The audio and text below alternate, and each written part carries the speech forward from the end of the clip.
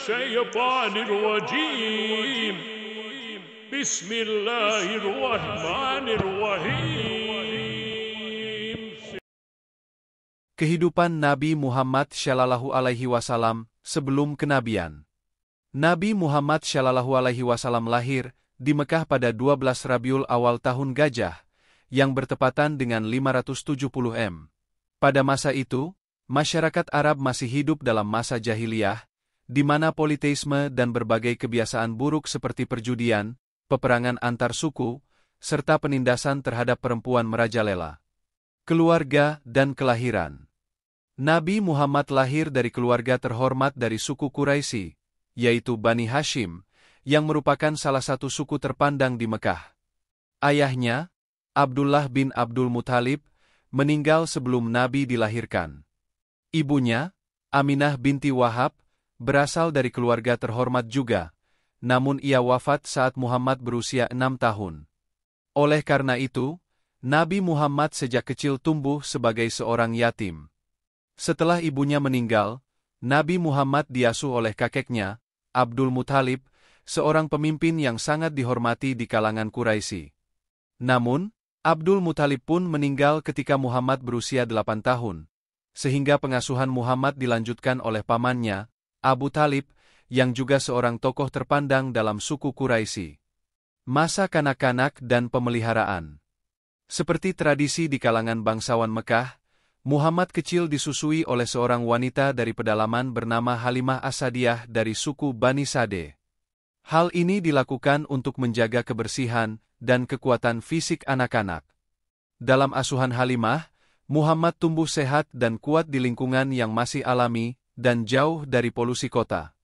Sewaktu masih kecil, Muhammad mengalami peristiwa yang menakjubkan yang dikenal sebagai peristiwa pembelahan dada oleh malaikat Jibril.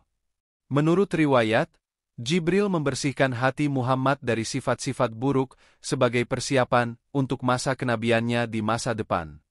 Masa remaja dan pekerjaan. Muhammad mulai belajar berdagang sejak usia remaja. Abu Thalib, pamannya, adalah seorang pedagang yang kerap melakukan perjalanan dagang ke Suriah, dan Muhammad sering diajak untuk ikut serta.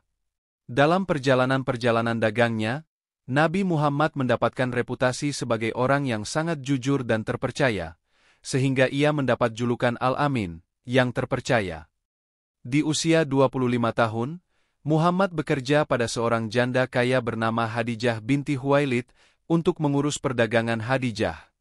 Dalam salah satu perjalanan dagang ke Suriah, Muhammad berhasil memperoleh keuntungan besar dan menjalankan tugasnya dengan sangat baik. Hal ini membuat Hadijah terkesan, hingga akhirnya memutuskan untuk melamarnya. Mereka menikah ketika Muhammad berusia 25 tahun, dan Hadijah berusia 40 tahun. Kehidupan keluarga. Nabi Muhammad dan Hadijah hidup bahagia dan dianugerahi 6 anak, yaitu Qasim, Abdullah, Zainab, Ruqayyah, Ummu Kulsum, dan Fatimah. Namun, 2 anak laki-laki mereka, Qasim dan Abdullah, meninggal pada usia kecil. Hadijah menjadi pendamping hidup Nabi Muhammad yang sangat setia dan mendukung beliau sepenuhnya dalam segala hal. Sikap dan kepribadian. Sejak kecil, Nabi Muhammad dikenal sebagai sosok yang sangat jujur, sederhana, dan memiliki integritas tinggi. Beliau tidak pernah terlibat dalam kebiasaan buruk masyarakat Arab seperti minum khamr, berjudi, atau menyembah berhala, meskipun sebagian besar masyarakat saat itu melakukannya. Sikapnya yang adil, bijaksana, dan penuh kasih sayang membuatnya sangat dihormati oleh orang-orang di sekitarnya. Nabi Muhammad sering menyendiri untuk merenung dan memikirkan kondisi masyarakat di sekitarnya. Beliau merasa gelisah melihat ketidakadilan, penindasan, dan kejahatan yang merajalela. Oleh karena itu, Muhammad sering menghabiskan waktunya di Gua Hira di Jabal Nur, sebuah bukit yang terletak di luar kota Mekah, untuk bermeditasi dan mencari kedamaian batin. Persiapan spiritual menuju kenabian.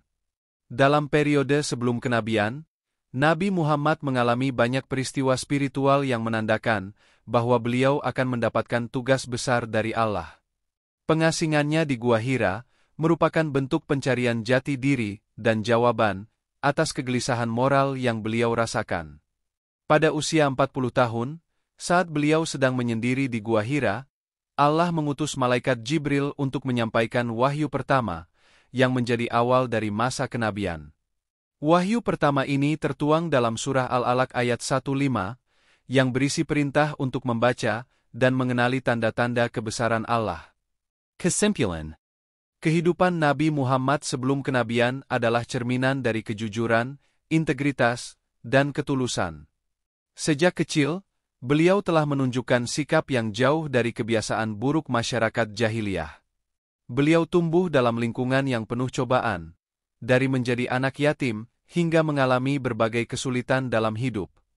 Namun, melalui pengalaman hidupnya, beliau disiapkan secara fisik, mental, dan spiritual untuk menerima wahyu dan menjadi rasul terakhir yang membawa risalah Islam bagi seluruh umat manusia.